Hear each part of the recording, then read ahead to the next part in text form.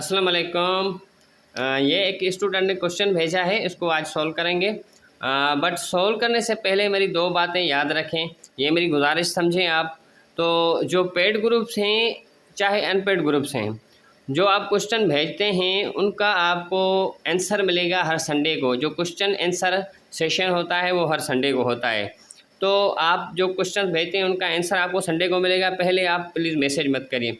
और दूसरी बात ये कि जो टॉपिक चल रहा है उससे रिलेटेड क्वेश्चंस पूछें। ऐसे कुछ दिन पहले टॉपिक चल रहा था अलजेब्रा, तो एक स्टूडेंट्स जो एक नहीं बहुत सारे स्टूडेंट्स ने ट्रिग्नोमेट्री के क्वेश्चंस भेजे कुछ और ज्योमेट्री के क्वेश्चंस भेजे। तो वो बिल्कुल सोल्व करने में कोई इशू नहीं, सोल्व हो जाएंगे, लेकिन जो टॉपिक से रिलेटेड क्वेश्चंस होंगे वो आपके लिए फ़ायदेमंद रहेंगे। तो आइए इसको सोल्व करते हैं। ये सोल्व कैसे होगा, और ये दो बातें हमेशा जहन में रखें, याद रखें, और क्वेश्चंस भेजते रहें, कोई मसला नहीं, उनके आंसर्स आपको बिल्कुल मिलेंगे 100%। तो ये देखें, अभी ये एक क्वाड्रेटिक इक्वेशन का क्वेश्चन है, बिल्कुल ईजी और बिल्कुल आसान है। जब ऐसी कंडीशन आ जाए तो आपको क्या करना है, इनको आपको बाय क्रॉस मल्टीप्लिकेशन करनी है। बाय क्रॉस मल्टीप्लिकेशन का क्या मतलब है, यानी इसको इससे और इसको इससे, यानी ए से आपको मल्टीप्लिकेशन करनी है। पहले आप याद रखें। तो x को x से मल्टीप्लाई करेंगे और 5 को 20 से मल्टीप्लाई करेंगे। तो अभी x को x के साथ मल्टीप्लाई किया तो ये हो गया x², और 5 को अगर 20 से किया तो ये हो गया 100। अभी देखें यहाँ पे आ गया स्क्वायर, तो स्क्वायर से गेट रीड करने के लिए, जान छुड़वाने के लिए हम हमेशा याद रखें, हम square root on both side लगाते हैं। जब भी स्क्वायर आ जाए तो एक साइड x के ऊपर y के ऊपर जो भी वेरिएबल उसके ऊपर अगर स्क्वायर आ जाए तो उससे जान छुड़वाने के लिए हम लगाते हैं square root on both side. ये आप लिखेंगे, स्टेटमेंट में भी लिखना है, मैं ऐसे कर रहा हूँ शार्ट में, तो आपको लिखना है स्क्वायरिंग ऑन बोथ साइड।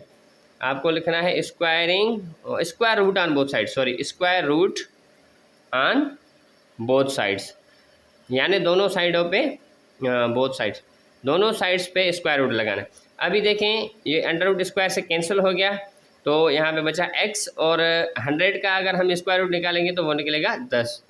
तो ये आ गया हमारा आंसर, x = 10। अभी इसको वेरीफाई करेंगे कि हमारा क्वेश्चन गलत है या सही है। तो कैसे इसको वेरीफाई करेंगे, आपको वेरीफाई करना बिल्कुल आना चाहिए, क्योंकि इसके बगैर आपको पता नहीं चलेगा कि ये आंसर रॉन्ग है या राइट है। तो देखें, अभी जो x का वैल्यू निकला है ये हमें यहाँ पे लिखा है वेरिफिकेशन। तो वेरिफिकेशन में जो जहाँ पर x है वहाँ पर आपको जो x का वैल्यू निकला है वो पुट करना है। तो ये देखें 10/5 = 20/10।